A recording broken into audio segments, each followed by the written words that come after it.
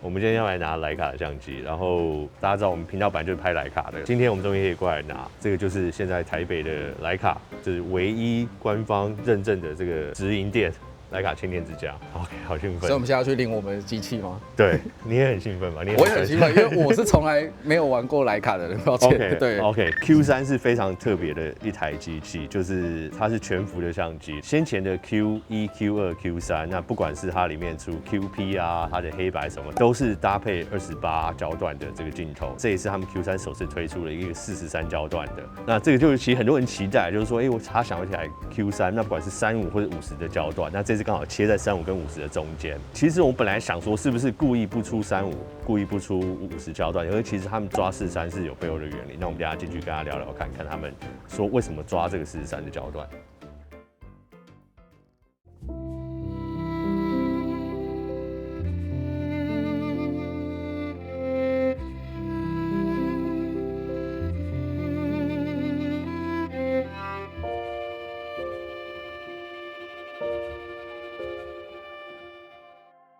哇，真是超级兴奋的！那大家知道上次有看到我开箱过这一台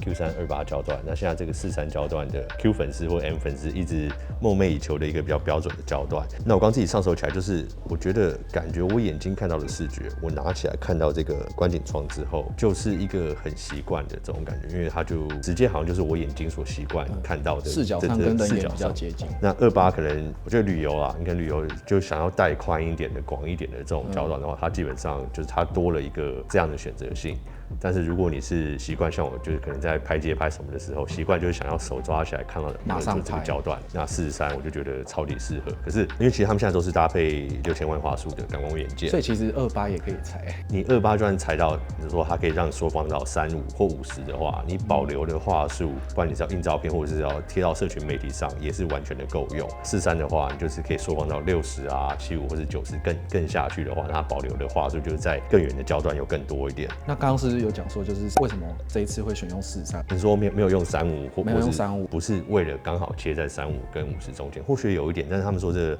全幅的感光元件嘛，就是它的宽边是36mm，然后窄边是24mm，然后刚好它的对角线就是大约43.2mm左右。所以它抓这样的焦段，基本上就是标准再标准，最标准，它不会有任何边角的变形，然后也不会可能到50的话，它可能边角会稍微裁掉一点，所以这是为什么他们选这个焦段的理由。那当然我们还会再回去实际再试拍，然后再分享一些我们试用的感觉。初步上手有没有什么心得？初步上手就是我刚刚就真的一观景窗拿起来就觉得无违和感，然后我拉起来刚好就是它的视角就是一模一样。那讲那么多，我觉得相机就是要实际拿起来用，实际带出去拍，然后才会知道它上手感觉，然后拍出来的照片，然后实际在电脑上面去检视，然后才能给出大家比较深一点的心得。那我们就直接带出去拍吧。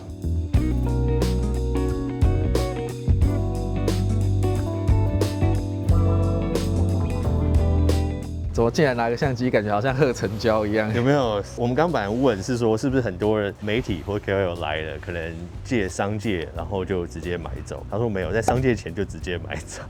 我非常相信。会不会你也走这等下拍完先去体验一下，然后拍完的时候你就可能想下定？我觉得机会很大，因为 Q 这一台是一直我想买的一台机器。那其实从 Q1 开始就很爱，然后 Q2、Q3，那在中间我一直玩 MG 嘛。那 MG 就是你知道吗？那镜头一直进来出去，进来出去，很多钱花那个上面。现在年纪稍微大一点，你说要手动对焦，一直去看那个观景窗，我慢慢已经开始觉得有点吃力，那就是眼睛退化什么。然后其实开始就想到说，那我可能使用 Q 的机会就会更多。那这一台你说一个43焦段的 APO 的镜头 ，MG 的 APO 的这个镜头的话，手动对焦的一颗镜头就已经超过这个价格。如果你徕卡的用户的角度去看，这个就是买镜头还送机身，还送这个电子配备，然后我们直接去拍看，就超兴奋的。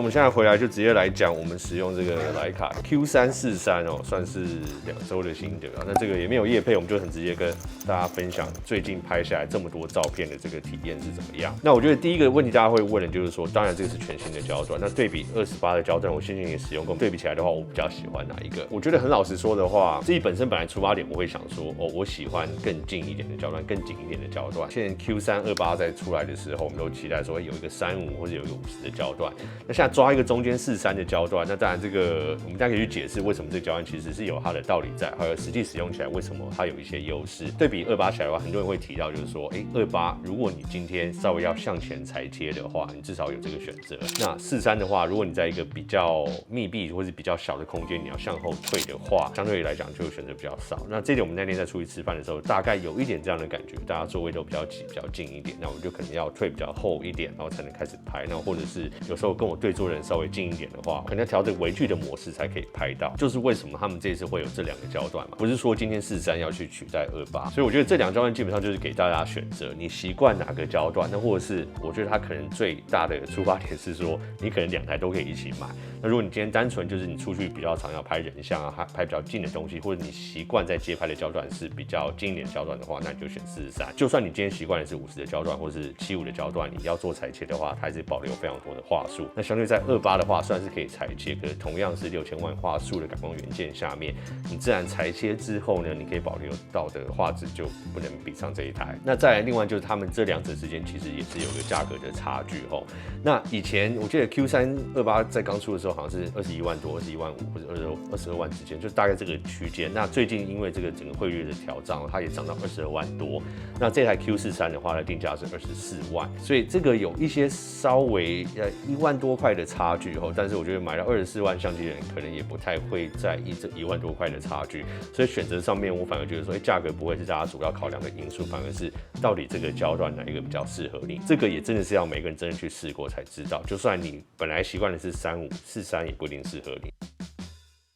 好，那我们再就单讲这一颗43的焦段哦。那我其实在先前在刚拿到的时候，第一天去拍的时候，我就讲说，你看到的是什么，你拿起来拍到就是那个画面。那这当然是很抽象，因为每个人在眼睛在看事情的时候，你可能在聚焦的这个点都不太一样嘛。就是说你在街拍，你可能拿不同焦段的镜头的时候，每个人习惯不一样。你可能习惯眼睛看到的画面，你希望所有涵盖这个取景是什么，你希望拿起来就是拍到这个画面。那有人可能看得比较广一点，他可能就习惯28或者35。哦，那对我而言的话，我自己是习惯看到的话，就是大约35到50之间这个焦段，所以我会觉得我今天在看到一个取景的时候，我想拿起来拍，刚好它里面所切取出来的这个取景就是我脑里构筑的这个画面。那徕卡的说法啦，那我自己后来在看照片做验证的时候，我觉得也是这样没有错，就是它最接近人眼看到的比例。那这个怎么讲呢？就比如说你今天在看到一个场景的时候，但我们人眼是比较宽视角、比较广角嘛，有人说是大概接近16，但是你聚焦的部分大概就是前面这个框框。那这种时候你在看到这个点的时候，可能它跟后面场景的这个距离跟比例，今天是用超广角镜头去看的话，去拍起来的话，那你可以知道说你拿起来的话，它拍到这个视角的比例会不太一样。但是这个43的焦段就是你人眼看到这个前后这个焦距的比例啊，或者是景深之间看到的这个差距的比例大小，你拿起来拍起来看到的就是这个画面。所以啊，这个为什么说所看即所得，其实不只是在你习惯的焦段，在拍摄的焦段上面，也是真的它拍摄到的画面，这个镜头所带给你的比例，它真的就是你眼睛所习惯看到的比例。那下一点我们就讲到这个43焦段，我们刚刚讲到这个裁切的优势哦。那我那天拿到山上去拍，有一些场景，比如说它有牛在那边，那你不能离牛太近嘛，你可能就是离它有点距离。那你要去做拍摄的时候，那你可能要做一些裁切，事后要再去放近点，或者你直接在里面去改变它的焦段，可能切到60焦段的时候，它所保留到的画素还是有3000多万画素。那这张照片，不管你要再做一个更近的裁切，或者去放大看它的细节的话，都还是非常的清楚。所以就这一点的话，对比28焦段的话，自然它就有一个很明显的优势在。那如果你今天是旅游，那每个人习惯拍的场景焦段不一样。有人旅游喜欢拍就是很多人啊，可以塞在一个小的场景里面的话，那可能28焦段适合你啦。但是如果你旅游，你今天是拍大景、拍风景，你想要可以拍远一点，然后同时在单带一颗相机，不用换镜头，不用去思考太多事情的话，那我觉得这个43，我们那天在外面在山上拍的时候，就会发现它的好用在哪里。那我这几天使用下来呢，很多人可能会问这个续航力啊，因为他们这一次其实他们包装里面并没有附充电器，那他们没有附充电器是没有附另外额外给电池的充电器。那我刚好就是先前那一个用 Q 我都不会另外带充电器的人，因为我觉得要再带充电器，然后要再去想多带一个东西，然后把电池抽出来放在上面充电是多一个步骤。那我们现在使用电子产品，不管是手机或是电脑，我们就直接用 Type C 充电。所以我用 Q3 跟我用现在 MC 的话，我的习惯就是完全直接用 Type C 去充电。我回到饭店或回到家里，我就直接打在旁边 Type C 的这个孔插进去充电。所以对我而言，没有充电器这点不重要。那另外一点，我觉得这一点不影响我。还有另外原因，就是因为它的续航力真的非常好。那我常带出去拍一整天100-200张照片，它的电力都还是在50% 以上，那甚至可能在75% 以上，所以它掉电非常非常的慢。那所以这点对我而言，以我的使用情境，我好像也不太需要第一多买第二颗电池。那第二，这个充电器我觉得也没有差，而且我觉得 Type C 可以直接供电的一个好处就是说，你今天就算在外旅游，你觉得说你想要去补电的话，那你身边随便一个行动电源拿起来，你都还可以随时帮它充电。然后那下一点呢，这个电子系统的这些反应，很多人会说，徕卡的这个电子系统好像跟现在的现代相机比起来，它的反应稍微慢一点。那有人就会直接拿 Sony 过来做比对啊。那这一点的话，我觉得徕卡还是就是徕卡，你可以说它就是没有在追求快这件事情嘛。不管说他们从 MG 的这个概念上来，它是一个纯手动对焦，然后甚至基本上你要这样手动调光圈，它就是一个让你完全慢下来去拍摄的一个机器。那我觉得这个就是深植在他们的文化里面。所以从 Q3 第一代到现在的 Q343，那整体的电子系统，我觉得它的反应还是差不多快。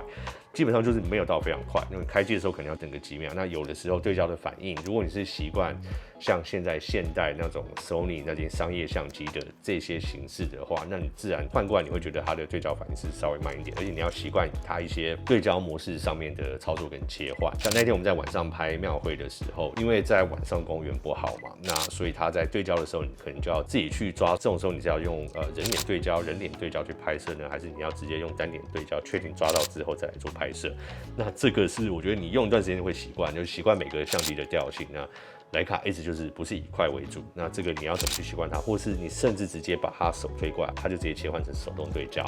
那我觉得这个如果你有习惯用 MG 的人而言的话，这一点不太会困扰你，因为你可能就习惯现在对焦可能没有那么顺比较暗一点，就把它拉过来用手动对焦。那这个是一个最可靠、最直接的方式，而且这个 EVF 我觉得看到的景象是非常的清楚、非常的直觉，然后它有峰值对焦的功能嘛，所以有些时候可能手动对焦对我而言是一个更习惯用它的方式，而且它有个自动放大的功能。我自己是把它关掉，因为习惯像 MG 那种使用方式，手动对焦就直接去看它，到需要的时候再按放大。那如果你要的话，你可以开启那个功能，就在你对焦的时候，它可以自动放大。那最后当然就是大家会问说，使用下来我推不推荐，我爱不爱这台相机？那如果不爱的话，怎么会花一整片的时间来拍去介绍这个产品？那不管是现在的 Q328，还有现在的 Q343，那一定是自己本身很爱这个产品，在没有业配的情况下，才会觉得我们自己很喜欢花很多时间来拍一个自己喜欢的东西。那这个当然就是我们非常爱的产品其中之一。那至于需不需要这一点呢？我觉得其实在买徕卡上面，从来就好像不单单只是需不需要的问题嘛。那有人会问说，同样是一个43焦段的或者说有人说，你是不是可以直接用变焦镜头？那同样是6000万画素，那市面上是不是有其他的选择？那如果你是单看这一点，或是单以拍照这个目的性来讲的话，那其实你可以套用在任何事情上面。就像如果你只是打电话上网，你为什么一定要买贵贵的 iPhone？ 那或是你今天只是通勤A 点到 B 点，你为什么就要去买宾士？但我觉得很多时候是你要用过这些东西，体验过之后，你才会知道它的差异性在哪。那我觉得它能卖到这个价格，然后还能一机难求的情况下，有些时候就是有它的道理在。那很多东西把它做到最顶层、最极致的时候，有的时候可能9分到9.5分中间这个距离听起来没有很多，但是你所要去达到这个进步，要花的心力跟成本，自然就会比别人高很多。那值不值得这个价钱？我觉得你要衡量自己的状况，自己经济状况，或者你自己也要去使用过后再来下这个评论。因为你可能会觉得说，这个你要去付出去得到这样品质这样的差异所要付出这个价格，对你而言不一定符合你的经济效益。但我觉得这边就没有对错啊，因为一台24万的相机，当然对一般人像我们这种人而言，一定它就是一个很高价的一个单品。但是对一个很顶层的人来讲，很有钱人来讲，他可能就是一瓶红酒的价格。那其实有些人他们对金钱上面，他们也会有精打细算啊。那所以我觉得徕卡的贵，绝对是有它的价值存在。那你也可以说我可能就是个徕卡粉。那我使用到现在，我还是觉得说真的啊，我觉得 Q3就是有它的魅力在，或者说徕卡整个品牌他们所做出来的产品跟他们的品质，你上手这个手感，然后你去摸它这个对焦环，然后甚至是切到这个微距啊，这个光圈环，使用它去操作，然后甚至它整个界面的这个简易程度，我觉得它是有它一套逻辑，还有它文化在背后。那我在使用下来的时候，对比一般我们在平常使用商业相机在拍摄的时候，我觉得它是把它做到非常极简化，它用减法化的方式去让你真的去体验，说你今天如果真的单纯就是为了要拍照，就是想要出去放松啊，想要去不管是街拍或是去旅拍，你想要去享受这个拍照的过程的时候，那我觉得拿上徕卡的东西，不管是 MG 或是 Q 的话，它都能让你还原到这种最真实的体验。那这当然是我自己个人的看法。那你们大家对这个徕卡相机或者任何相机有什么问题或者想要分享的话，都欢迎大家可以在下面留言。OK， 好，那今天影片就先到这边，我是徕卡爹，我们下次影片见，拜。